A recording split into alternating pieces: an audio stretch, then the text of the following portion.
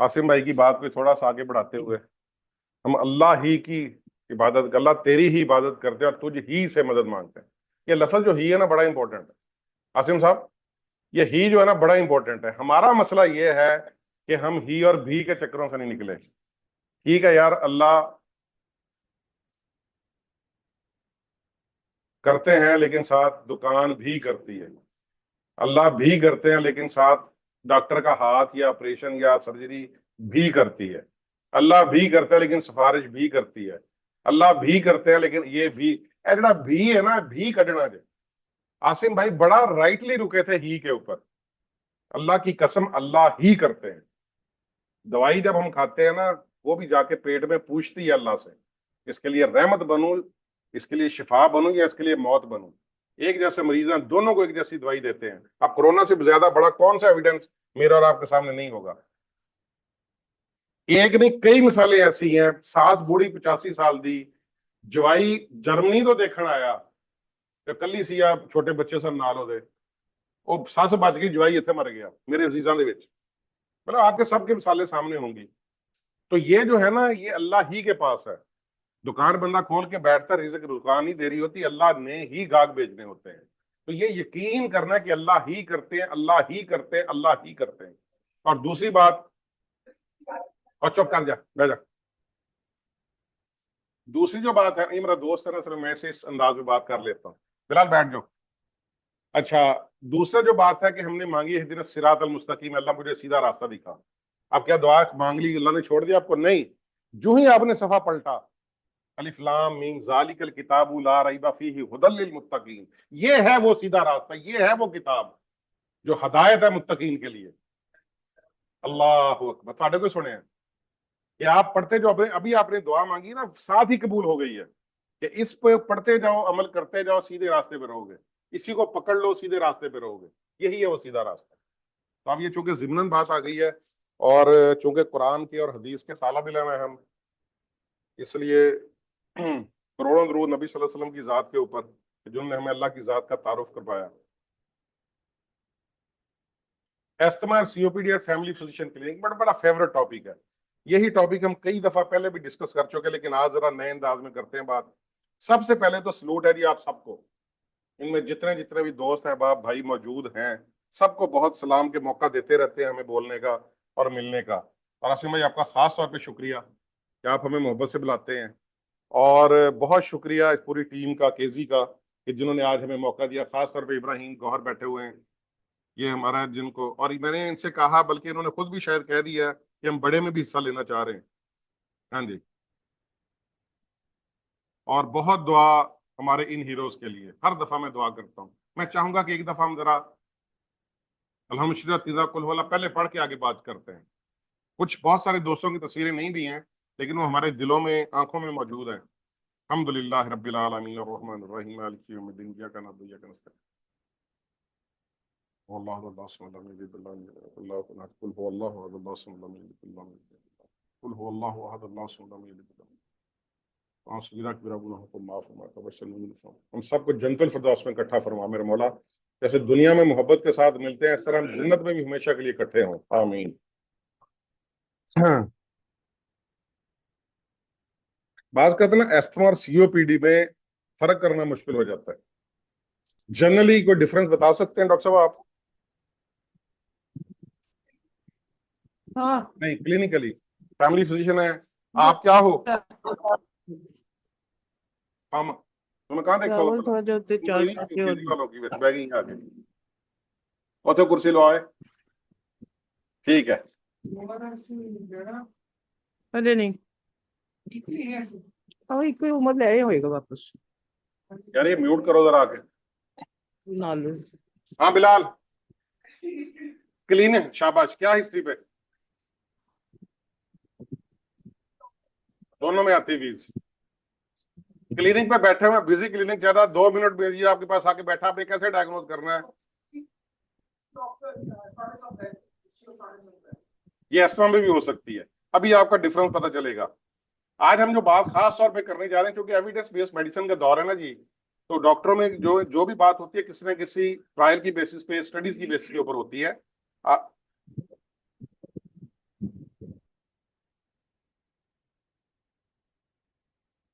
ट्राइका, trilogy, Trinity, tribute, ये ट्राइका क्या है, और ट्रेमेरॉन, ये 3-4 चीजों पे हम बात करेंगे कि ये क्या चीजें हैं। आज का मौजूद है अस्थमा और सीओपीडी, दोनों को इकट्ठे लेके जरा चलते हैं। लंग्स जो है ना हमारे दरख्त की तरह है, जस्ट लाइक ए प्लांट। हमारे फेफड़ों में जो हमारे जो जिस्म में फेफड़े हैं वो एक दरख्त की तरह जो हमें ऑक्सीजन देते हैं, और दरख्त जो है वो जमीन के फेफड़े हैं। बंद कर दो। जो दरख्त हैं वो जमीन के फेफड़े हैं जो हमें जमीन को ऑक्सीजन देते हैं। और हमें पता है कि वर्ल्ड सीओपीडी डे और वर्ल्ड एस्थमा डे, ये 2 दिन ऐसे हैं कि जो वर्ल्ड एस्थमा डे है ना वो हर साल मई का जो पहला मंगल होता है, हर साल मई का, अगर यकम को आ गया है मंगल तो यकम को, अगर 7 तारीख को आ गया तो 7 तारीख को होगा। और जो सीओपीडी है वो हर साल हर नवंबर का तीसरा बुध, हर नवंबर का 3rd वेडनेसडे उसको मनाया जाता है। हमें चूंकि रहनुमाई के लिए कोई ना कोई किताब फॉलो करनी चाहिए, और इंसान जैसे जीना गाइडलाइन, ये किताब है कोई 150 सफे की, जीना गाइडलाइन हर साल रिवाइज होती है। ये अस्थमा के लिए होती है, ग्लोबल इनिशिएटिव फॉर अस्थमा। इसके अंदर जो बातें लिखी होंगी अस्थमा की वो फाइनल है, वो स्टैंडर्ड है, वो हरफे आखिर है, वो स्टैम्प्ड है। और इसी तरह सीओपीडी के लिए जो गाइडलाइन होती है उनको गोल्ड बोलते हैं, global initiative for chronic obstructive. ये वो किताब है जो स्टैंडर्ड है, जो फाइनल है, जो हरफे आखिर है।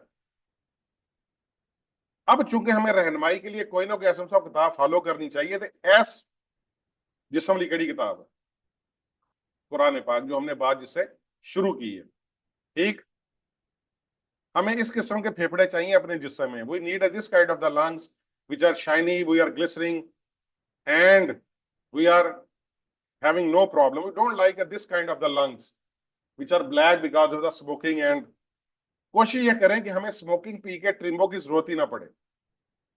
स्मोकिंग करके, हुक्का पी के जरूरत ही ना पड़े। WHO के फैक्ट्स ये हैं कि तकरीबन 34 करोड़ के करीब अस्थमा के लोग दुनिया में मौजूद हैं। अब ये तादाद बढ़ के 40 करोड़ तक चली गई है, और उनमें से हर साल तकरीबन 4 लाख डेथ्स अस्थमा से होती हैं, हर साल 4 लाख। दुनिया में तकरीबन 25 करोड़ के करीब लोग सीओपीडी के साथ मौजूद हैं।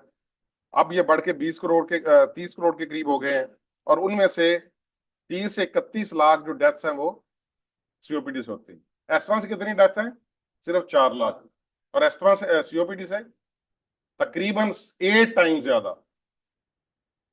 तो ये उतनी ज्यादा सीरियस प्रॉब्लम है। पाकिस्तान में तकरीबन जो 2.4% बर्डन सीओपीडी का है, और तकरीबन 4.3% बर्डन एस्थमा का है, जो टोटल पॉपुलेशन है। अगर दुनिया की लीडिंग कॉज डेथ की देखी जाए, सबसे नंबर पे पहली कॉज क्या है? Ischemic heart disease, heart attack. दूसरे नंबर पे स्ट्रोक, तीसरे पे COPD. So COPD has got a 3rd causing leading cause of the death. अब ये एक टिपिकल हिस्ट्री है, बिलाल पढ़ो क्या लिखा हुआ है।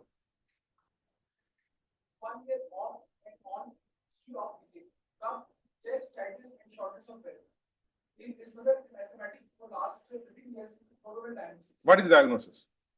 So this is a typical case of history, parents में मौजूद है और नौजवानी में जुवेनाइल है, शुरू में हो गया है, तो ये ब्रोंकियल अस्थमा। और ये क्या है, पढ़ो। कंप्लेंट ऑफ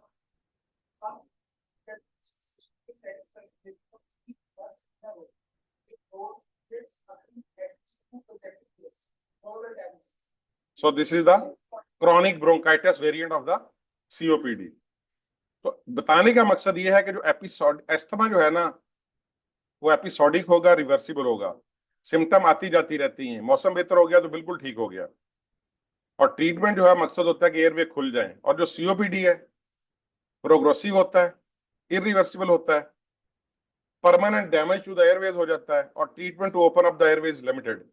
इसमें रिवर्सिबिलिटी इतनी ज्यादा नहीं होती। लिहाजा अगर 2 लफ्जों में बात करें, periodicity and reversibility is the feature of asthma, and progressive and irreversible is the feature of COPD. सुनना शुरू ये तो फिर लगा भूख लगनी शुरू हो पेट ठीक गई, रहा? जाके फिर मैं ये पिया। नहीं, पेट ठीक रहा? हाँ, बिल्कुल ठीक। उसके बाद नहीं आया, मोशन भी नहीं आया। एस्थमा के अंदर एस्थमा के अंदर लार्जर एयरवेज होते हैं इन्वॉल्व। हमारा जो ट्रीटी एक एयरवे है नंबर 1, अगर हम डिवाइड करते हैं ना 23 लीर होती है एल्विलाई तक जाने की। 23 कितनी और साथ है इधर है? Trachea, main bronchus, lobar 3 bronchus, segmental bronchus, सब सेगमेंटल ब्रोंकस, सब सब सेगमेंटल ब्रोंकस, ब्रोंक्यूल्स के आगे डिवीजन, और आखिर में जाके 18वें नंबर पे respiratory bronchiole, terminal bronchiole, alveolar duct, alveolar sac and alveoli. 23 division है। अब जो एस्थमा है वो जो दरमियान वाली डिवीजन है 10 से लेके 18 तक, उनको मुतासर करता है, लार्जर एयरवेज, इंटरमीडिएट एयरवेज को। जबकि जो सीओपीडी जो टर्मिनल 5 है ना एल्वियुलाई से ऊपर की तरफ, उनको इफेक्ट करता है। लेकिन अगर आप प्रॉपर ट्रीटमेंट ना लें, आप टाइमली फॉस्टर ना लें या ट्रिम्बो ना लें, तो एस्थमा ऊपर आता है वो सीओपीडी बन जाता है, और सीओपीडी नीचे जाता है वो एस्थमा बन जाता है। फिर दोनों को ट्रीट करना मुश्किल हो जाता है। इसको ए कॉस बोलते हैं, एस्थमा सीओपीडी ओवरलैप। अब ये किन मरीजों में ज्यादा होता है? वो मरीज एस्थमा वाले कि जो इनहेल्ड कॉर्टिकोस्टेरॉइड टाइम पे नहीं लेते, सिर्फ ब्रिटानिल, सिर्फ वेंटोलिन, सिर्फ इस तरह की चीजें खाते पीते रहते हैं, इनहेलर भी जब लेते हैं तो नेबुलाइज करवा लिया वेंटोलिन से। ये व्यक्ति तौर पे ब्रोंकोडायलेटर है, परमानेंट आपकी इन्फ्लेमेशन को ठीक नहीं करता। साल 2 साल बाद एयरवे फिक्स हो जाते हैं, now behaviour as the COPD. लिहाजा मेन स्टे ऑफ ट्रीटमेंट जो एस्थमा की वो इनहेल्ड कॉर्टिकोस्टेरॉइड है। ये बात याद रखने की है। और जो जैसे मैंने बताया कि सीओपीडी में जो स्मॉलर एयरवेज होते हैं,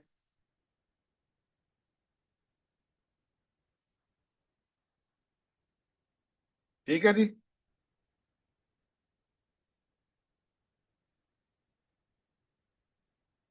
जैसे मैंने अर्ज किया कि 300 मिलियन एल्वियोलाई, तकरीबन 30 करोड़ के करीब एल्वियोलाई होते हैं हमारे फेफड़ों में।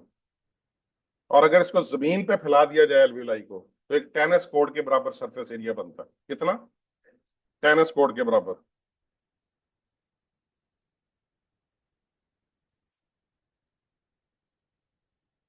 एस्थमा के अंदर इओसिनोफिल ज्यादा होते हैं और मास्ट सेल ज्यादा होते हैं। सीओपीडी में न्यूट्रोफिल्स और मैक्रोफेजेस का ज्यादा रोल है अगर सेलुलर लेवल पे बात करें।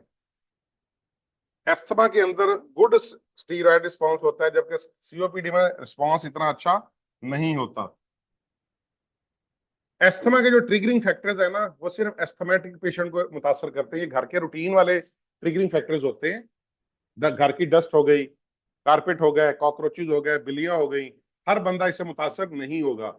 लेकिन जिनमें एयरवे हाइपर रिएक्टिविटी होती है, डॉक्टर साहब ने पूछा था what is AHR, airway hyper reactivity, अल्लाह की तरफ से उनके अंदर एलर्जी है एयरवे की। उनमें जब कॉमन एलर्जन भी जाएंगे ना, जो आम घरों में होते हैं, तो एयरवे हाइपर रिएक्टिव होकर सुकड़ जाएगा। इसको बीएचआर भी बोलते हैं, ब्रोंकियल हाइपर रिएक्टिविटी, ब्रोंकियल, एएचआर या बीएचआर। तो इनके बेसिकली एलर्जन जो है ना, वो कॉमन एलर्जन ही हाइपर रिएक्टिविटी करते हैं।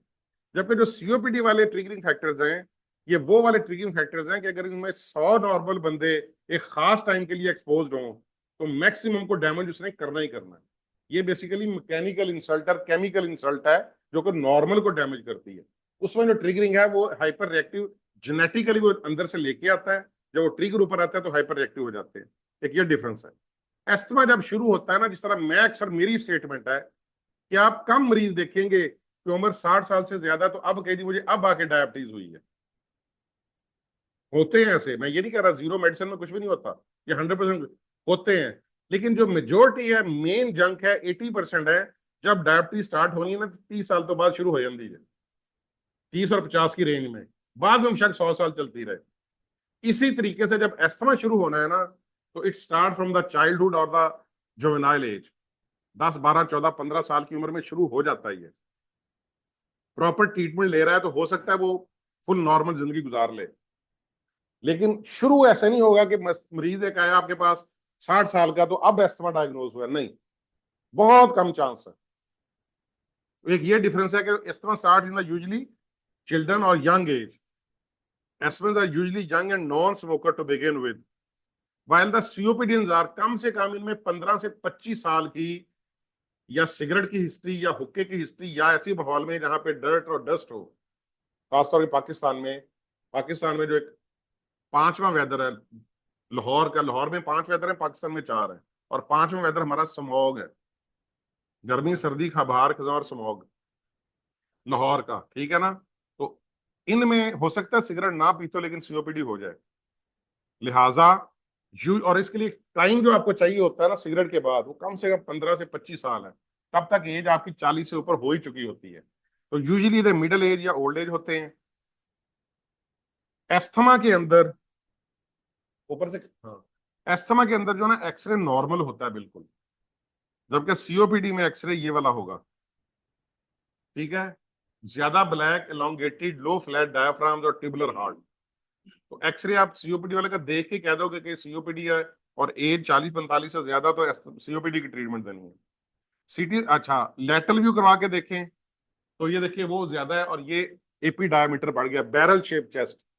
ये फेफड़े जो है ना एल्वुलर डैमेज हो के फट फट के फेफड़े बड़े हो जाते हैं, टोटल लंग कैपेसिटी बढ़ जाती है सीओपीडी में, लेकिन होते नॉन फंक्शनल है, जिसकी वजह से इवन हड्डी तक बाहर आ जाती है। तो एपी डायमीटर सीओपीडी में बढ़ जाता है। सीटी स्कैन करवा के देखें तो नॉर्मल होता है एस्थमा में, लेकिन इसमें रप्चर हो के ना बड़ी बड़ी सिस्टें बनी हुई एयर सिस्ट।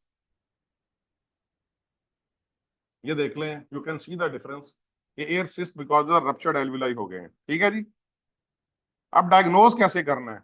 सिंपल बात है, अच्छा doctor make a diagnosis on the history. A good doctor make a diagnosis on the history. ये बड़ा टिपिकल हमारा सवाल होता है अपने स्टूडेंट से, एक पेशेंट है जिसका आपसे डायग्नोसिस नहीं बन रहा, क्या करेंगे, what you will do? Sir हम ये टेस्ट कराएंगे, ये टेस्ट कराएंगे, ये टेस्ट नहीं होता, नहीं, हिस्ट्री अगेन लेंगे। मेरा पार्ट 2 2003 में पास ही सर्विस बेस के ऊपर हुआ था। अच्छा, और क्या करें, एसएलई का केस था, ठीक है ना। तो मैंने टेस्ट बता दिया, अच्छे और क्या करवाएंगे? मैं क्या, लॉजी लगता है टिपिकल टीचर है जो वाकई हिस्ट्री। मैं क्या sir, I would like to take the history of the, very good. फिर भी नहीं पता चला, फिर क्या करोगे? मैं क्या sir, again I will take the history. फिर भी नहीं पता चला, फिर क्या करोगे? Sir I will go to my senior और I will consult the book. कहता जाओ पास। बाकियों ने केस सुनिया ही नहीं। एफसीपीएस में they want to see that kind of the doctor. एक केस की डायग्नोसिस को सही नहीं मानते, कोई देखते हैं कि अप्रोच इसकी ठीक है कि नहीं। कल उन्हें जाके कंसल्टेंट लगना, 100 मरीज देखने, अगर पैटर्न पाथवे इसका ठीक है चल ही जाएगा उधर। लेकिन मैंने गलत सलत इधर से पूछ के केस डायग्नोज कर लिया, तरीका मेरा ठीक नहीं था, फेल हो जाएगा, पक्की बात है, ठीक है जी। आप इनको डायग्नोज जो करना है, आपने एक दफा हिस्ट्री पे कर लिया हो जाता है। लेकिन जैसे शुगर वाले मरीज को आप टिपिकल अगर हिस्ट्री है, वेट लॉस है, भूख ज्यादा लग रही है, पेशाब ज्यादा आ रहा है, मुंह खुश्क होता है, हम कॉन्फिडेंस से कहते हैं शुगर है, होती भी है, लेकिन कंफर्म शुगर चेक करके करते हैं, HbA1c करवा करते हैं। हमने सीओपीडी एस्थमा डायग्नोज कर लिया, लेकिन जो कंफर्म होगा ना वो स्पायरोमीट्री, इसका बेसिक टेस्ट होता है, वो जिंदगी में एक दफा जरूर करवा लेना चाहिए। वैसे तो सीरियली होना चाहिए, आप 4 महीने 6 महीने बाद कि कितनी वैल्यू बेहतर हो गई है, लेकिन एक दफा कम से कम गुलाब देवी से जरूर करवाएं, ठीक है। और केजरीवालों की मेहरबानी कि उन्होंने हमें हफ्ते में 2 दिन फ्री सर्विसेज दी हुई हैं। वैसे वो 2500 का होता है, लेकिन ये 2 दिन हमारे पास आते हैं फ्री मरीजों का करने। थैंक यू इनका है। वो है मंगल और जुमा। छोटे छोटे स्पायरोमीटर आ गए हैं आजकल। हाँ जी, अगर ये आपको अटैक के दरमियान ये नॉर्मल आ गया ना, तो फिर ऑब्स्ट्रक्टिव लंग डिजीज नहीं है, ना अस्थमा ना सीओपीडी है। अब इसमें वैल्यू क्या खराब होती है मैं बताता हूँ। मुख्तलिफ किस्म के स्पायरोमीटर्स हैं, इवन छोटे से हैंड हेल्ड हैं जो ब्लूटूथ के साथ आप अपने मोबाइल के साथ भी अटैच कर सकते हो और उस पर रीडिंग आ जाती है। एस्थमा में रिवर्सिबिलिटी, अब बात का ये दोनों में, अब इसमें देखना क्या था, 2 चीजें देख रहे होती हैं डॉक्टर साहब, FEV1 और FVC, जो ये हमें बताता है। मैंने लंबा सांस खींचा और उसके बाद फिर निकाल दिया। अब जो मैंने लंबा खींच के पूरी मेरी छाती भर गई ना, 6 लीटर होती है हवा, कितनी? 6 लीटर। और जो मैंने निकाली वो 5 लीटर निकलती है, 1 लीटर पीछे रह जाती है, जिसको रेजिडुअल वॉल्यूम कहते हैं, वो किसी सूरत में नहीं निकल सकता। अब जो 5 लीटर निकला, जो टोटल निकला, वो उसको बोलते हैं vital capacity, FVC, post vital capacity, ठीक। और निकालना 6 सेकंड है। 6 सेकंड म्यूजिक को कहना निकालो निकालो निकालो निकालो, लंबा खींच देंगे। तो जो 6 सेकंड में निकाला टोटल ये 5 लीटर है, ये क्या होता है? FVC। इसका जो 80% है वो पहले सेकंड में निकलना चाहिए। क्या कहा मैंने? पहले सेकंड में गिलास भरा हुआ है, हाफ लीटर का और हाफ लीटर की बोतल है कोक वाली, दोनों में आप आधा लीटर पानी एकदम दोनों को उल्टाएं, तो ग्लास में पहले आधे सेकंड में कितना गिरेगा? सारा ही। एयरवे खुला है ना, पूरे का पूरा खुला है, सारा ही गिर जाएगा। लेकिन बाकी टिप टिप टिप टिप हो सकता है 6 8 10 सेकंड लगा ले, लेकिन उतने ही वही पानी मुंह तंग है, गुड़गुड़ गुड़गुड़ करके पहले सेकंड में हो सकता है 20% गिरे। जस्ट लाइक दैट ये होते हैं अब एस्थमा के अंदर कि अगर आपके एयरवे तंग है ना, तो आपके पहले सेकंड में FEV1 फर्स्ट सेकंड जो कि टोटल FVC का होता है वो 20% आता है, 30% आता है। आप उनको ब्रोंको डायलेटर देते हैं, नेबुलाइज करवाते हैं सिंपल वेंटोलिन का, 20 मिनट बाद दोबारा करते हैं, जो पहली रीडिंग आई है उससे 15% बढ़ जाना चाहिए। अगर तो रिवर्सिबिलिटी आ गई है दोबारा तो फिर ये एस्थमा है। और अगर रिवर्सिबिलिटी नहीं आई कि ब्रोंको डायलेटर देने के बाद भी वो लेस देन 50% है और यूजुअली 2-3% से ज्यादा नहीं आती, तो ये फिर COPD। ठीक है जी। तो लिहाजा एयरवे अगर खुले हुए हैं तो 80% पहले सेकंड के अंदर ही निकल जाना चाहिए। इसको चेक ये मशीन करती है। अब आगे फिर एक सिंपल सा ये टेस्ट भी होता है, अगर स्पायरोमीट्री के लिए नहीं जा सकते, 2500 नहीं लगा सकते, तो मरीज से कहने पीक फ्लो मीटर खरीद ले अपना। इसकी वैल्यू होती है लीटर पर मिनट में, और इसमें 100 150 200 250 लिखा हुआ है। इसमें अगर एक बंदा फिट है ना, फेफड़े उसके तगड़े हैं, एकदम फूंक मारनी है, थोड़ा मोमबत्ती बुझाते हैं दूर पड़ी हुई, तो इसको फीमेल के अंदर 350 से 550 के दरमियान आना चाहिए लीटर पर मिनट फीमेल में, और मेल में 450 से 650 लीटर पर मिनट के एक ही ब्लो में आना चाहिए। ये थोड़ा सा रफ मेथड है, लेकिन ये इक्वली गुड है एज ऑलमोस्ट पायरोमीटर। ठीक है, तो सिंपल ये मरीज को हम दे देते हैं, ये खरीद लो। जब पहली दफा आता है तो सवाल ही पैदा नहीं होता या 0 पे होगा या 100 पे होगा, इससे ज्यादा नहीं होता। उसके बाद इनहेलर दवाइयां देके फिर करते आप चेक करो, सर शुक्र अब 300 पे पहुंच गया। और अच्छी डाइट रखो, एक्सरसाइज रखो, गर्दो गुबार से बचो, कोशिश करो कि 450 पे आ जाए जी। एक्सरसाइज मतलब जो आपकी होती है ना, not a cloudy, not a smoggy, not a weather, जिसमें आप इनहेलेशन एरोबिक एक्सरसाइज करते हैं साफ हवा के अंदर, तो फिर आपके एल्वियोलाई खुलते हैं, आपके एयरवेज खुलते हैं। ठीक है ना जी, तो वो अल्टीमेटली हेल्प करता है आपको आपकी कैपेसिटी बढ़ाने के अंदर। लेकिन ये ना हो कि अगर आपका माहौल ठीक नहीं है, ठंड ज्यादा है, गर्दो गुबार है, स्मॉग है, तो ज्यादा उलट हो जाएगा। तो बेहतर है कि इंडोर के अंदर बस ट्रेडमिल कर ले, लेकिन एनवायरमेंट क्लीन। तो ये हम दूसरा तरीका पीक फ्लो मीटर से भी कर लेते हैं डायग्नोसिस। ठीक है जी। अब ट्रीटमेंट की अगर तरफ बात आए, एस्थमा है या COPD है, कोई मुझसे पूछे कि व्हाट इज ट्रीटमेंट, कोई खास दवाई का नाम नहीं लेना, ट्रीटमेंट इज इनहेलर। फिर क्या इलाज है? इनहेलर। फिर क्या इलाज है? इनहेलर। बस जिस तरह शुगर में इंसुलिन लेते हुए मरीज डरता है ना कि डॉक्टर साहब इंसुलिन तो लाओगे, दसो इनहेलर लेने लगे भी डर रहा है। लेकिन अगर उनको आप समझा दें, बता दें कि यार अगर मुझे मसला होता, मेरे बच्चे बेटे को होता, तो मैं यही देता, इलाज ही ये है। क्योंकि मसला अक च होवे, इमरान साहब दारू अक च पाईदा, समझाना इदां जे मसला जिल ते होवे ते मरम जिल ते लाई दी है। ये सारियां नालियां तंग है, धुएं मिट्टी घटे ना होंदियां, ਇਹਦੇ ਪਿੱਛੇ ਧੂਏ ਛੱਡਣਾ ਪੈਣਾ ਜੇ, ਉਹ ਅੰਦਰੋਂ ਜਾ ਕੇ ਸਫਾਈ ਕਰੇਗਾ।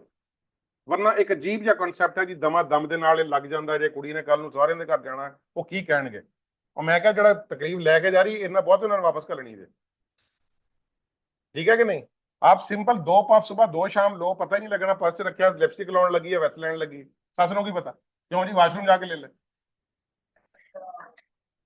और ये अल्हम्दुलिल्लाह प्रॉपर काउंसलिंग कर देना, प्रॉपर काउंसलिंग कर दें तो ये मसला ही कोई नहीं है। हमारी प्रॉब्लम ये है कि इनहेलर लेते नहीं। नंबर 2, दूसरी मेरी एक स्टडी है कि इनहेलर कभी किसी मरीज ने आज तक ठीक लिया ही नहीं,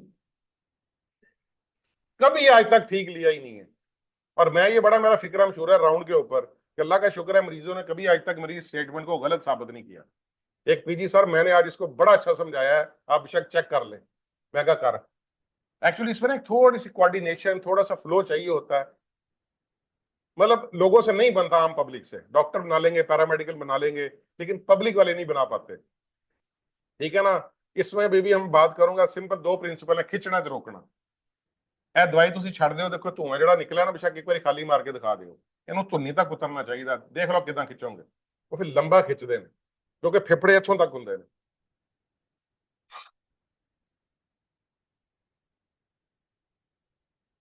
उसके बाद उसको रोकना है, क्योंकि खिंचना सिर्फ दवाई फेफड़े तक उतरी है, खून शामिल होने लिए 2 4 5 सेकंड चाहिए ने, रोक लें आप। जब रोकेंगे तो फिर आहिस्ता आहिस्ता जिल्द में से जाके ना उसमें फेफड़ों में से खून में जाएगी।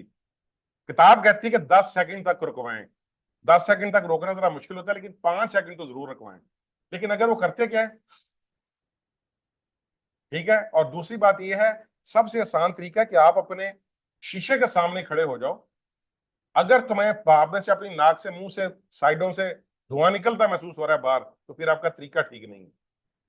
अगर आपको अंदर चला गया दबाने पे सारे का सारा, और आपने 5 to 10 सेकंड रोक लिया, जितनी ज्यादा देर रोकेंगे तो उतनी ज्यादा दवाई इफेक्टिव होगी और उतनी कम आपको दवाई लगेगी। इनहेलर ज्यादा देर से खरीदना पड़ेगा, तो खिंच भी लंबा लेंदे तो रोक भी ज्यादा देर तक लेंदे। जब हम उनको कहते हैं ना कि फोस्टर तुम 1000 12 1300 तो लाओगे, अगर प्रॉपर खिंच लोगे तो फिर 2 महीने बाद लेना पड़ेगा, तो रोक भी लेते हैं। ठीक, यस, बहुत इंपॉर्टेंट बात है कि इसमें चूंकि होते हैं स्टीरॉयड, इनहेल्ड कॉर्टिकोस्टीरॉयड।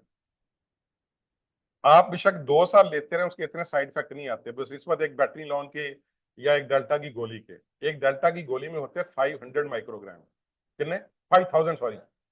एक डेल्टा कॉर्टिल की गोली में 5000 माइक्रोग्राम होते हैं, जबकि इसके 2 पफ सुबह 2 शाम लिए तो वो 400 माइक्रोग्राम है मैक्सिमम, यानी कि 5000 का 10% से भी कम। तो जो कि आपको डेल्टा की गोलियां कम से कम 2 2 3 3 तो देनियां पैंदियां ना बच्चों ਨੂੰ। ਵੱਡਿਆਂ ਦੇ ਵਿੱਚ 0.5 मिलीग्राम पर केजी बॉडी वेट है। इसका मतलब है 3 सुबह 3 शाम दे 6 गोलियां, और वो 30,000 माइक्रोग्राम बन दे, बैच ही कोई नहीं दोनों का। लेकिन स्टीरॉयड ऐसी दवाई है भाईजान, जहां नहीं बनते आपने दे दिए गुनाह है, लेकिन जिथे बनते सी नहीं दिता वो तो वड्डा गुनाह है। कीता बुरा कीता, करके छड़ दिता और बुरा कीता। स्टीरॉयड जहां नहीं देने थे आपने दे दिए, गुनाह है। लेकिन जहां नहीं देने थे वहां नहीं दिए, क्राइम है, जुर्म है। लाइफ सेविंग दवाई पूरी दुनिया में सबसे ज्यादा अगर कोई है ना लाइफ सेविंग, वो स्टीरॉयड है। लेकिन ये बिल्कुल ऐसे है जो सर्कस का मास्टर होता है ना, शेर को सुधारने वाला, वही कर सकता है कि इसको कब कैसे कहां इस्तेमाल करना है। तो ये आर्ट हमें पता होना चाहिए। डबल एज सोर्ड है, नुकसान भी दे सकती है, फायदा भी दे सकता है, लेकिन ये कब कहां करनी है, तो ये एक स्टीरॉयड पे अलग लेक्चर है हमारा, कभी होगा। लेकिन स्टीरॉयड दे चुके वो स्पॉन्सर ही नहीं करता, तो कभी मौका ही नहीं मिला, वरना क्लास स्टूडेंट में आपको देता रहता हूँ। तो वो ज्यादा जरूरी है देना, तो आपने बिल्कुल नहीं डरने इससे। लोग इस वजह से भी इनहेलर नहीं लेते। आजकल गूगल मास्टर सबसे बड़ा मास्टर है, वो इनहेल कॉर्टिकोस्टीरॉयड का लफ्ज पढ़ते हैं, पढ़े लिखे लोग नहीं लेते इनहेलर को, नहीं तो स्टीरॉयड होते हैं। तो भाई जो सांस की तकलीफ, पल्मोनरी एयरवे लिए फिर रहे हो, ये कॉर्पल्मोनियल डायलेटेड हार्ट कर देंगे कल को, ये जरूरी है इस वक्त लेना। और नॉर्मल इयन बोथम बचपन से उसको अस्थमा था, और बॉलिंग से पहले वो 2 पफ लेके बॉलिंग करवाता था। अब इससे बड़ी, और सीम अकरम शुगर है उनको, और उसको अभी नहीं हुई, पहले दी है उन्होंने, ठीक है ना। उसके बाद भी वो क्रिकेट खेलता रहा।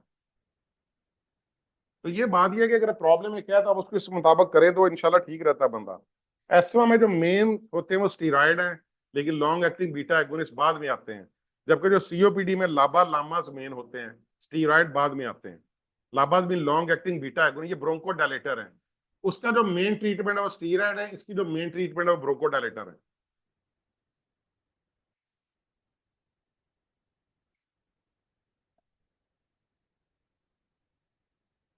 लाबा mean long acting beta agonist, LAMA mean antimuscarinic inhaled corticosteroids.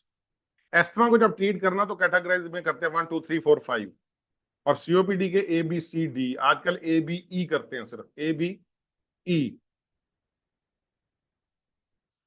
2 तरह के इनहेलर्स हैं, एमडीआई मीटर डोज इनहेलर और डीपीआई ड्राई पाउडर इनहेलर। ठीक है जी। मीटर डोज का एक फायदा है कि आपको पावर कम लगानी पड़ती है। इनहेलर स्पेसर के साथ लें, थोड़ा सा भी खींच ले, खुद ब खुद धुआं नीचे उतरता चला जाता है। लेकिन इसको सिंक्रोनाइजेशन चाहिए कि जो ही दबाएं साथ ही खींचें। जबकि ड्राई पाउडर में यह है कि आपको पावर ज्यादा लगानी पड़ती है, थोड़ी सी ज्यादा पावर। फोस्टर का एक फायदा यह है कि आपको जो कैप्सूल वाले है ना इनहेलर, उनकी निस्बत बहुत ही कम पावर लगानी पड़ती है। स्मॉल पार्टिकल है, नीचे तक चला जाता है, वैसे ही बिल्कुल धुएं वर्गा पाउडर है। ठीक है जी।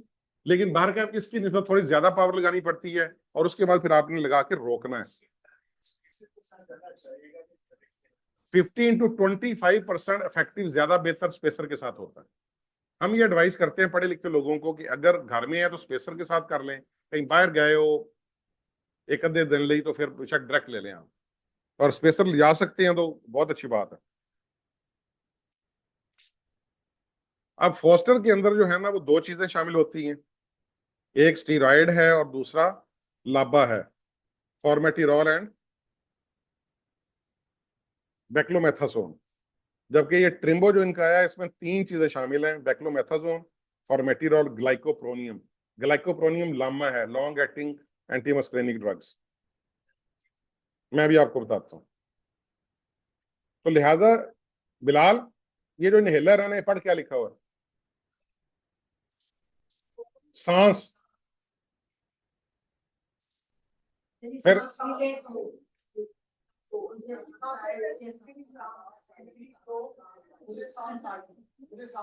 क्या, दोबारा पढ़, फिर दोबारा पढ़।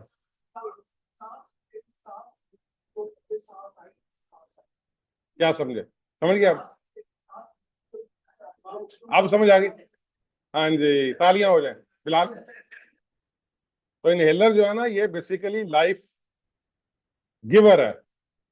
आपको जब सांस की नालियां तंग हैं, ब्रीदिंग करे आज। अच्छा, इस्तेमाल का तरीका ये है कि ये हमारा टॉक्स में, एफसीपीएस में भी, एमसीपीएस में भी रखा होता है इनहेलर, कि इसको प्रॉपर इस्तेमाल करने का तरीका बताएं। शेक नहीं करना, इसमें बेसिकली वो फ्लूइड होता है जिसकी झाग बन जाती है। टिल्ट करें 2-3 दफा। नहीं, ये ठीक नहीं लिखा, टिल्ट करें प्रेफरेबली जी। नहीं, फॉस्टर नहीं, वो तो पाउडर्स पे नहीं टिल्ट करना। हाँ जी, हाँ जी। लेकिन ये क्लेम करते हैं बेसिकली ये जो है ना पेजी वाले, कि इनका जो है ना सोल्यूशन, आप बेशक वो भी कर लें तो झाग नहीं बनाता, लेकिन बेहतर है कि टिल्ट करें, ताकि जो रेमिनेंट्स बैठे होते हैं वो इक्वली डिस्ट्रीब्यूट होके, कैप उतारें, हवा मुंह से निकालें, मुंह में रखें, ऊपर से पकड़ने, नीचे एक अंगूठा ऊपर ही है, सांस खींचना शुरू कर दें, नेगेटिव फ्लो बना लें।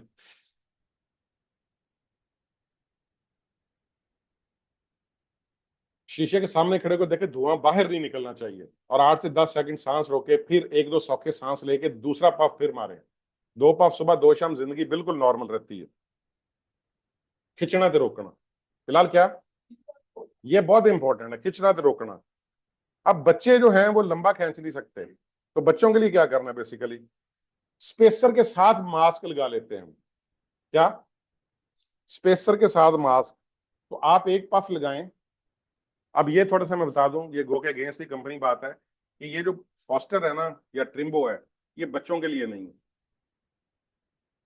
बच्चों के लिए जो, सॉरी, बच्चों के लिए जो अच्छा इनहेलर है ना, वो इनका कॉम्पिटिटर हुआ करता था, आजकल कहीं है कहीं नहीं। खुद बताओ कौन सा? सेरिटाइड। सल्मेटिरॉल जो है ना, सल्मेटिरॉल, उसकी अप्रूवल है 6 ईयर से ऊपर के लिए, क्या आप उनको दे सकते हो कि वो बच्चों के लिए एक मास्क के साथ लगाओ, नीचे दबाएं, ठीक है ना, और वो किसी में 5 सांस ले ले बच्चा, 5 टाइडल वॉल्यूम, जो मैं और अब सांस ले रहे हैं ना, इसका मैं पता भी नहीं चल रहा, ये टाइडल वॉल्यूम है। हम ये 500 ml के अंदर खेल रहे हैं, ठीक है। तो 5 सांस ले ले तो वो इक्वली टू 1 डीप ब्रेथ है, और फिर 6 सांसों के बाद दूसरा पफ मारे और उसके साथ लगा रहने थे। तो बच्चों को निलर देने का ये तरीका है, और ये बड़ा आसान तरीका है, क्योंकि नेबुलाइजर जो है ना बेसिकली में फिर दिया जा सकता है कि वो इक्वली गुड है, लेकिन ये आप पोर्टेबल है, कहीं पे ले जा भी सकते हो, नेबुलाइजर को हर जगह पे ले जा नहीं सकते। अक्यूट इमरजेंसी में जब ज्यादा सांस चढ़ा होता है तो ये तरीका भी ठीक है, लेकिन इससे ज्यादा अच्छा जो है वो नेबुलाइजर होता है।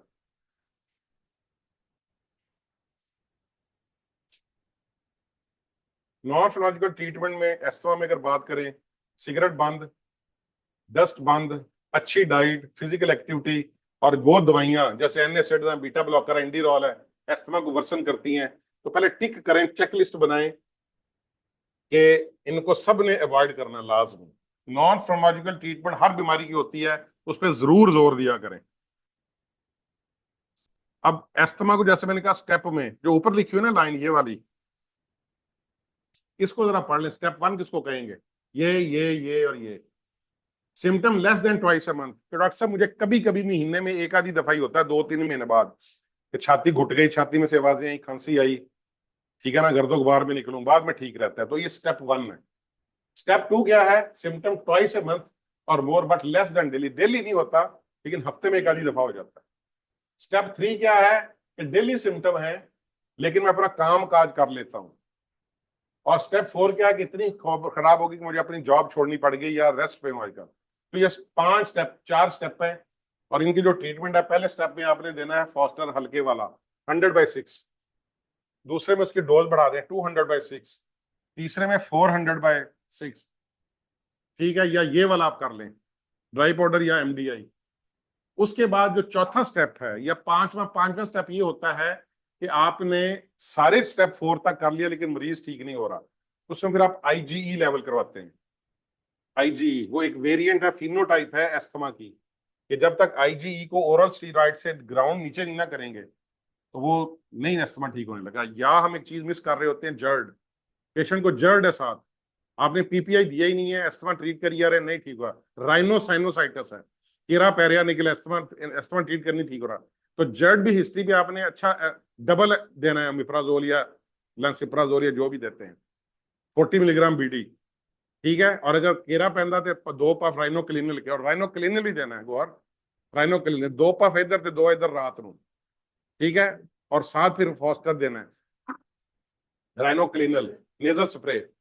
और फिर साथ जो है स्टेप 4 और स्टेप 5 में अगर वो फर्ज करें ये आईजी वाला है तो इसमें दोनों में ट्रिम्बो है। Trimbow is a combination of 3, Foster is a combination of 2। तो स्टेप 4 और 5 एस्मा के अंदर भी ट्रिम्बो है। बेसिकली जब इन्होंने बनाया था ट्रिम्बो, ये सीओपीडी के लिए बनाया था, लेकिन अब इसके फायदे जो है ना वो एस्थमा में भी आना शुरू हो गए हैं। तो लिहाजा हमारे पास गुलाबदेव में स्टेप 4 और स्टेप 5 वाले एस्थमेटिक आते हैं। ये जो स्टेप 1 और 2 होते हैं तो कभी कभी खांसी आएगी, छाती में से आवाजें आ गई, बिल्कुल ठीक है, आते ही नहीं हॉस्पिटल में। क्लिनिक में भी मेरे पास कम कम स्टेप 4 स्टेप 5 वाले आते हैं, तो आपको फिर अल्टीमेटली कॉम्बो पे जाना पड़ता है, ठीक है जी। और साथ जो है आईजी वाला अगर है तो जोलेयर है, ये बेसिकली बायोलॉजिकल एजेंट्स हैं, ये साथ हमें स्टीरॉइड के साथ देने पड़ते हैं, and this should be done by the specialist centre. अच्छा जी, हर विजिट पे हमने रिव्यू असेस एडजस्ट, हर विजिट पे हमने असेस करना है पेशेंट की टेक्निक्स को। तो टेक्निक ठीक है कि नहीं, बंदा जो बाहर आपका लड़का है जो क्लिनिक पे बैठता है उसको इनहेलर टेक्निक सिखाना सिखाएं। अगर सच्ची बता रहा हूं कि इनहेलर टेक्निक उसकी ठीक है ना तो उसके विजिट्स कम हो जाएंगे, which is against the practice. लेकिन मकसद तो बेहतरी है ना जी। तो इनहेलर टेक्निक उनको अच्छे तरीके से सिखाएं, असेस करें, रिव्यू करें, एडजस्ट करें। सीओपीडी के मैनेजमेंट में जैसे मैंने कहा कि सीओपीडी में 3 ग्रुप्स है, 2 या 3 दवाइयां हैं। जो 3 ग्रुप्स है ए बी ई, इसको जो हम डिवाइड करते हैं ना वो 3-4 चीजों के ऊपर करते हैं। एक तो है CAT score. CAT score basically एक परफॉर्म है 10 सवालों का, ठीक 8 सवालों का, जिसमें 5 नंबर मरीज ने हर एक को देने होते हैं। मसलन एक सवाल है क्या आपको सांस हर वक्त चढ़ा रहता है तो फिर 5 नंबर अपने आप को दे दो, और अगर बिल्कुल ठीक है तो फिर अपने आप को 1 नंबर दे दो। आपके एनर्जेटिक है फुल टाइम तो प्रॉब्लम तो नहीं है, तो फिर आपका 1 नंबर है। अगर बिल्कुल डॉक्टर साहब थके हैं और गिर गए हैं तो 5 नंबर है। आपको बलगम आती है काफी तो 5 नंबर है, बिल्कुल नहीं आती तो 1 नंबर है। रात को नींद ठीक है 1 नंबर है, नहीं बिल्कुल ठीक जागते रहना 5 नंबर है। तो इस तरह के 8 सवाल हैं, हर एक के मैक्सिमम 40 नंबर ले सकता है। तो जितने नंबर ज्यादा होंगे उतना वो बुरा सीओपीडी है। तो 10 से अगर ज्यादा सीओपीडी है ना, कम है तो ए है, माइल्ड कैटेगरी है। अगर वो कैट स्कोर 10 से ज्यादा है तो बी और या ई हो सकता है। अब एमएमआरसी ये सिंपल सा स्केल टेस्ट है, मॉडिफाइड मेडिकल डिस्ट्रिया का स्केल है ये, कि डॉक्टर साहब मुझे बहुत ज्यादा तेज चलने पे भागने पे सांस चढ़ता है, हर एक को होता है, सीढ़ियां बहुत ज्यादा चढ़ लो तो होता है, इसका 1 नंबर है। डॉक्टर साहब मुझे बैठे बैठे सांस चढ़ा रहता है, 4 नंबर है, ठीक है। डॉक्टर साहब मैं 100 फुट चलता हूं तो मुझे सांस चढ़ जाता है, 3 नंबर है। डॉक्टर साहब 100 फुट से ज्यादा चलता हूं, दोस्त जा रहे हो वॉक करने सैर करने, चल तो बढ़ता हूं लेकिन मैं पीछे रह जाता हूं उनसे, 3 नंबर है। सिंपल, बड़ा इंपॉर्टेंट टेस्ट है ये। तो अगर उसका एमएमआरसी स्कोर 0 to 1 है तो ए में आएगा, मोर देन 2 है तो बी या ई में आएगा। इसकी स्पायरोमीटर की कुछ वैल्यूज हैं, ए बी ई में डिवाइड करते हैं। ज्यादातर मरीज जो है ना वो ई वाले ही होंगे हैं, ए ते बी वाले तो लिफ्ट ही नहीं कराते, वेंटलिन पीछे ही या पे ठीक हो जाते हैं, ये ठीक समझते हैं हम हो गए हैं। लेकिन गोरा जो है ना स्क्रीनिंग को बहुत पकड़ता है, वो शुरू के केसेस को, खा वो जीएफआर है, खा वो अर्ली नेफ्रोपैथी है, रेटिनोपैथी है, न्यूरोपैथी, उस पर ज्यादा जोर लगाते हैं ताकि बात ई तक जाए ना। ठीक है जी। अब इनके जो ट्रीटमेंट है, अगर ग्रुप ए है तो ब्रोंकोडायलेटर सिंपल कोई भी दे दें, इवन बेशक किसके अंदर आप वेंटोलिन दे दें, ठीक है ना जी, या ये जो आजकल जो इनहेलर आए हैं डिफरेंट किस्म के कोई भी दे दें। लेकिन ग्रुप बी अगर बन गया तो लाबा लामा दोनों मिला के देने हैं, लाबा लामा मिला के। आजकल मुख्तलिफ कंपनियां, प्रॉब्लम यह है इनके साथ कि इनका कोई एज सच लाबा लामा नहीं आया, वो हमें पास दूसरी कंपनियों की तरफ जाना पड़ता है। इन डिब्रो है, इन डाइको है, अल्टीवेयर है, कैप्सूलों की शक्ल में, वो एमडीआई नहीं है, वो कैप्सूल ही है। और तीसरा जो है लाबा लामा प्लस स्टीरॉइड्स, और वो ट्रिम्बो ही है। और चूंकि हमारे पास ज्यादातर मरीज ग्रुप ई के ही होते हैं तो उसको फिर ट्रिम्बो ही अल्टीमेटली हल और इलाज है। और करना इसमें भी वही है, review assess and adjust, review assess and adjust. हर दफा टेक्निक चेक करें, कोई एक पैरामीटर सेट कर लें कि पहले तुम्हारा डिस्निया स्केल कितना था, अब कितना है। पहले जो है तुम्हें कितना FEV1 कितनी थी स्पायरोमीट्री पे, अब कितनी है। दो तीन चीजें मरीज को समझा दे कि ये तुम्हारी चीजें असेस होंगी। अगर वो बेहतर है तो पेशेंट बेहतर है, अगर वो नहीं बेहतर तो नहीं बेहतर। अब सीओपीडी की नॉन फार्माकोलॉजिकल ट्रीटमेंट में इनहेलर भी ले लूंगा डॉक्टर साहब, लेकिन सिगरेट नहीं छड़नी तो कोई फायदा नहीं। ਲੱਖ ਤੁਸੀਂ ਬੋਕੇ ਕੱਢ ਲਓ ਖੂਹ ਦੇ ਵਿੱਚੋਂ, ਜਦੋਂ ਤੱਕ ਕੁੱਤਾ ਨਹੀਂ ਕੱਢੋਗੇ ਕੋਈ ਪਾਕ ਨਹੀਂ ਹੋਣਾ ਪਾਣੀ। ਪਹਿਲੇ ਕੁੱਤਾ ਕੱਢੋ। ਉਹ ਕਹਿੰਦਾ ਡਾਕਟਰ ਸਾਹਿਬ ਦੋਨਾਂ ਚੋਂ ਇੱਕ ਕੰਮ ਕਰ ਸਕਦਾ, सिगरेट ਛੱਡਦਾ ਜਾਂ सिगरेट इनहेलर ले ला, फिर सिगरेट छोड़ दे। सिगरेट छोड़े, सिगरेट छोड़े, सिगरेट, क्योंकि सीओपीडी में होता ही स्मोकिंग से है। Stop smoking, stop smoking, stop smoking. एक सिगरेट 1643 एल्वियोलाई डैमेज करता है। कितना? एक सिगरेट।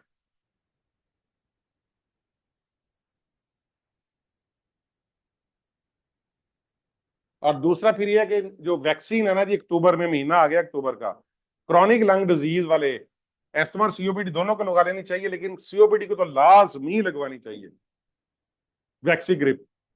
हो सकता लेक्चर एबट ही देवा अक्टूबर के महीने एक बार दिता मैं सब, ठीक है कि नहीं। तो इन्फ्लूवैग या वैक्सी ग्रिप वैक्सीन है। इन पेशेंट को इनकरेज करें एक्सरसाइज पे। पेशेंट जो कि डिस्निक होते हैं सीओपीडी वाले, बैठे रहते हैं, बैठे रहते हैं तो ये मसल आहिस्ता आहिस्ता खुरने शुरू हो जाते हैं आइज के। तो ये डायरेक्ट प्रिडिक्टर है आपकी मोर्टेलिटी का।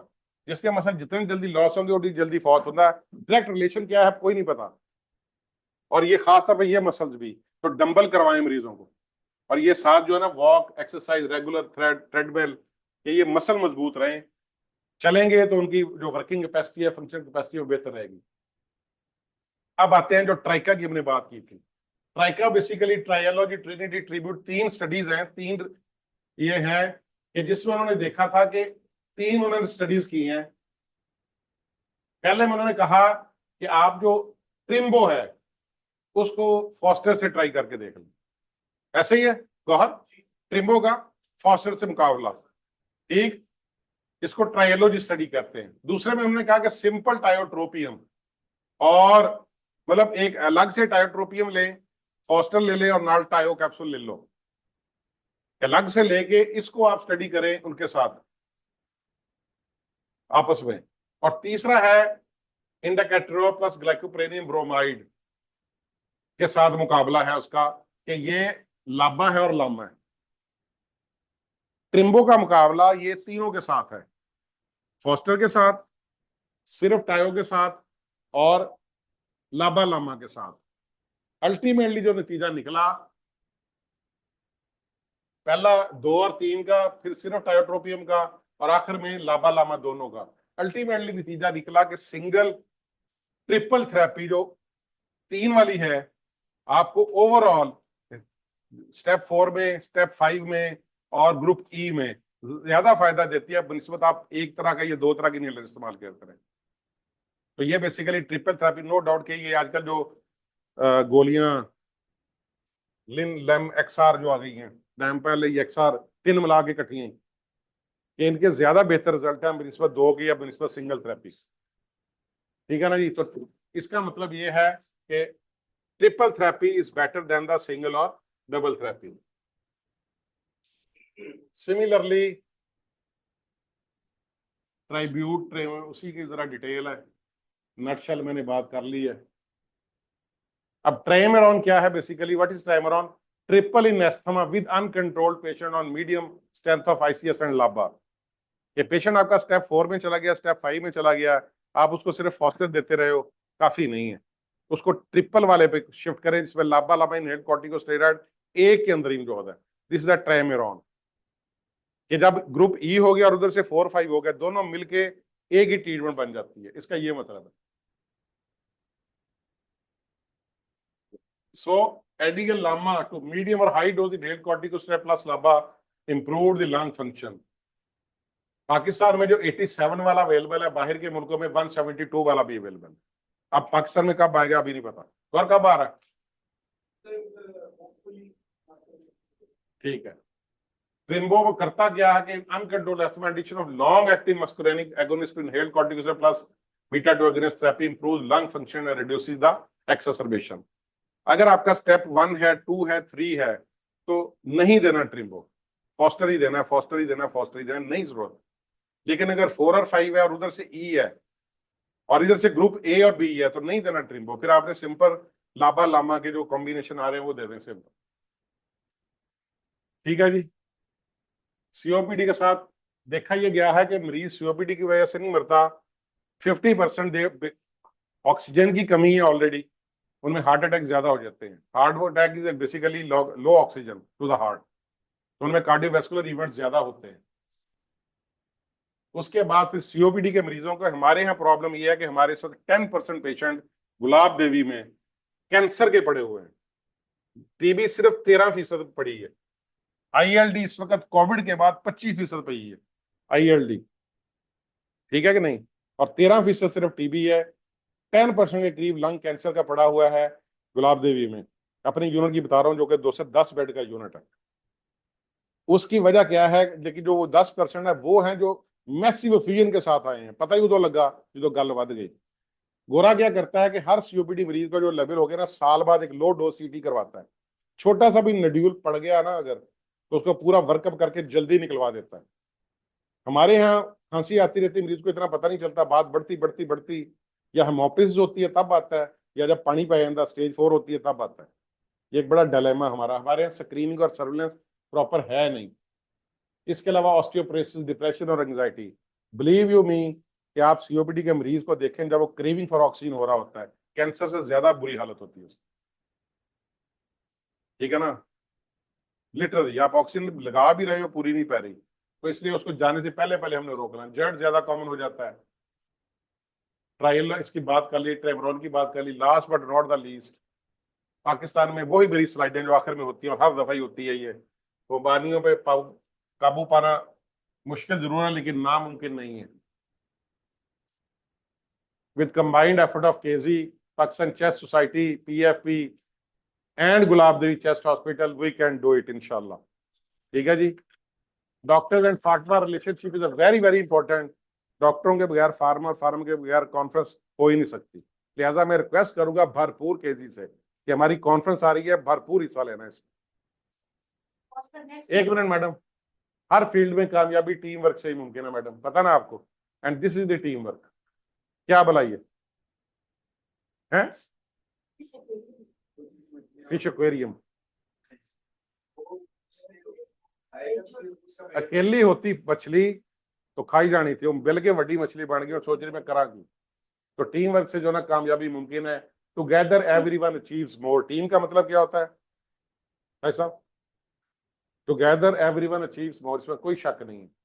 Leadership plus team work is equal to success.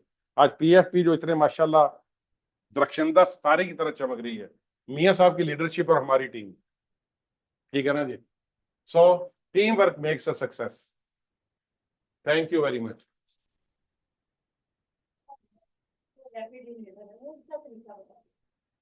कोई है जे? नेक्स्ट ले बेटा।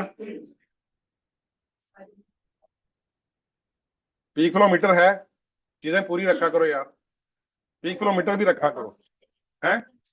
इसमें ना ऑलरेडी मैडम ये बड़ा जबरदस्त है, ये आप सिंपल खोलेंगे ना क्रिच की आवाज आती है और ये इस पे एक काउंटर लगा हुआ है, एक डोज आगे चली जाती है।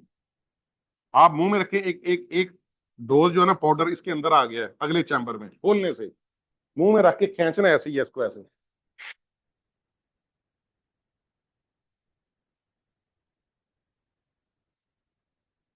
10 सेकंड रोकना है, फिर 1-2 सौखे सांस लेके फिर इसको बंद करना है, फिर अगले को डोज के लिए खोलना है।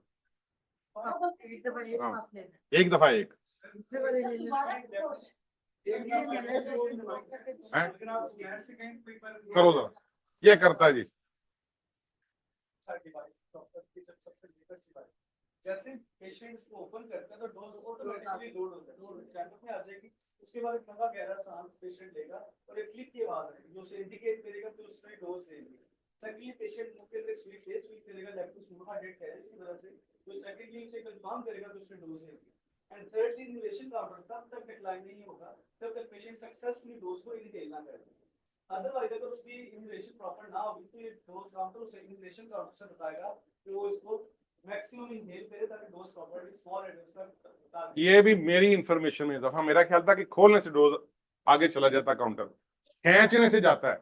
आप पूरा खींचेंगे तो काउंटर गिरेगा कि डोज 13 से 14 हो गई है। मैं आपको डेमो करके बता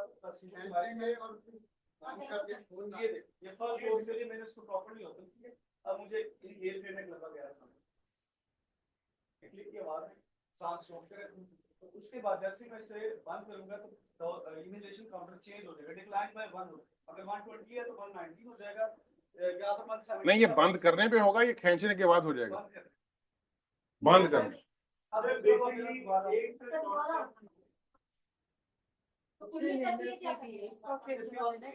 इसमें एक एक नहीं, हाँ ये बहुत इंपॉर्टेंट, मैं अभी बताता हूँ। डिफरेंस हाईलाइट करना चाहेंगे। एक डोज काउंटर होता है और एक इनहेलेशन काउंटर। इसमें एक स्पेसिफिक डिफरेंस है। डोज काउंटर से मुराद है कि अगर मैंने ओपन कर लिया है डोज लोड हो गई है। If now I close inhaler the dose is lost and if I open it again the second dose is loaded. इस तरह से हमने ऑब्जर्व किया तो ग्लोबल डिवाइसेस मौजूद हैं उनके पर्सपेक्टिव में कि ये ड्रॉबैक है क्योंकि कई बार पेशेंट जो है वो कंफ्यूजन में डिवाइस ओपन या क्लोज कर सकता है। तो उसके बाद भी इंश्योर्ड कि on opening the dose is not lost, the patient would inhale. Once the patient is inhaled and it is an assurity that the dose has left the device, then if we close the device, the dose counter will move. वरना dose counter move नहीं करेगा जी ना। अब हो गया, अब हम second puff के लिए उसने बता दिया है कि पहले 114 थी अब 113 रह गई। अब आप सेकंड पफ के लिए ओपन करेंगे, अभी भी डोज काउंटर मूव नहीं करेगा, आप दोबारा इनहेल करेंगे और ये कम होती जाती है डोज। और उसके बाद जैसे आप उसके बाद करेंगे तो डोज काउंटर 112 पे आ गया। तो इसीलिए ये एक इनहेलेशन काउंटर है, डोज काउंटर है। ये बताता है कि कितनी सक्सेसफुल इनहेलेशन पेशेंट ने ली है और ये डेफिनेटली सर जो 120 से कम होता जाता है। ठीक सर। लो इस दफा एफसीपीएस दे वाईवाई रखे रखे ये किसी ने गल नहीं पता, हकीकत बात है। मैं पहले ये समझ रहा था ये बढ़ती है 0 से it goes toward the 120, it comes from 120 toward 0। Very good. And then once the patient has completed the inhaler, it shows 0. It means that there is no dose left. Foster next inhaler. Foster next. Ajay doctor साहब ने दूसरी बात पूछी है, बात करते गलती पता क्या होती है? Next inhaler, next generation device that is going to foster next. MDI जो एमडीआई है ना वो एक वक्त में 2 दफा दबा देते हैं, वो 2 डोजेस जाया हो गए। आप खास स्पेसर के साथ लें या डायरेक्ट लें, एक दफा प्रेस करना है और उसी को अच्छे तरीके से खींच के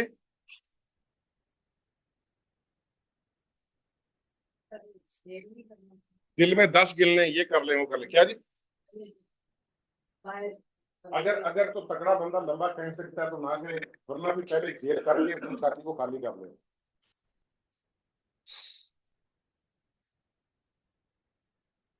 ठीक है ना जी? तो दूसरा फिर 1 2 3 सौ के सांस लेके दूसरा पफ फिर दबाना है। इसी तरह स्पेसर के साथ भी एक वक्त में एक दफा दबा के लॉन्गर पीरियड ऑफ टाइम के लिए अगर तो द कंडीशन इज देयर और आपकी इंडिकेशन है तो we have studies for up till 20 30 and 40 years that there is no systemic state. और क्योंकि नहीं वैसे नहीं कितने आपने शुरू कर दिया, कितनी देर तक से सर 2 महीने 3 महीने 4 महीने 5 महीने? अच्छा वो एक इनहेलर पर्टिकुलरली सर 2 इयर्स की after shelf life shelf life की बात नहीं कर रहा हूँ आफ्टर शेल्फ लाइफ अच्छा ओपन ओपन होने होने के के बाद बाद 2 इयर्स लेकिन अब बात इस इसमें होती है 120 डोज अगर 2 पफ सुबह 2 शाम ले रहा हूँ 30 समय में खत्म होना और सर उसके एक पफ ले तो वो 7 दिन 2 उसके बाद भी खुली करनी जरूरी हाँ जरूर ये जितने भी स्टीरॉइड की बहुत इंपॉर्टेंट बात है कि अच्छे तरीके से प्लेंटी ऑफ वाटर और इसमें ये नहीं है कि अच्छा मैं भी कर लेती हूँ नहीं फौरन करनी है पानी साथ पड़ा हुआ हो ये नहीं कि किचन में लेके 2 पाव अच्छा मैं भी जाके करती हूँ 4 सेकंड का भी 2-4 मिनट की बात में हो गया तो स्टीरॉइड अब्जॉर्ब होने के बाद म्यूकस मेम्ब्रेन वेरी अब्जॉर्ब हो जाता है तो आपने फौरन गरारे और खुली करनी ज्यादा पानी के साथ दो एक बार ये नेक्स्ट इनहेलर जो है वो एक बार, बाकी जो है वो 2 बार। दोनों चीजें ठीक है लेकिन अगर चला जाए तो उसका नुकसान कोई नहीं। अब मैं गौर साहब से पूछा था किसी ने आपकी जी अच्छा इसकी एक और ड्यूटी ये है फोस्टर की खास तौर पे पहले हम ये कहते थे कि जो दूसरे इनहेलर है ना मार्केट में आ रहे हैं तो उसके लिए एसओएस की बुनियाद पे आपको वेंडोलिन ऐड करना पड़ता है लेकिन फॉर्मेटिनॉल की ड्यूटी ये है कि इसको 2 पास 2 सुबह 2 शाम गुड इनफ लेकिन अगर दरमियान में कोई अटैक आ जाए तो बिल्कुल एक और ले सकते 2 और ले सकते एसओएस की यही चलेगा और मेंटेनेंस डोज में भी यही चलेगा प्राइस के 2100 रुपीस 2100 रुपये पूरे महीने की डोज पेशेंट को प्रोवाइड करता है शुद्ध बीआईडी मेथड तो बाकी तमाम चीजें इससे कंपेरेबल पाएंगे और स्टिल इटली से इंपोर्ट हो रहा है इंटरनेशनली मैन्युफैक्चर प्रोडक्ट है 23 से कंपनी तो एक जगह वो हमारी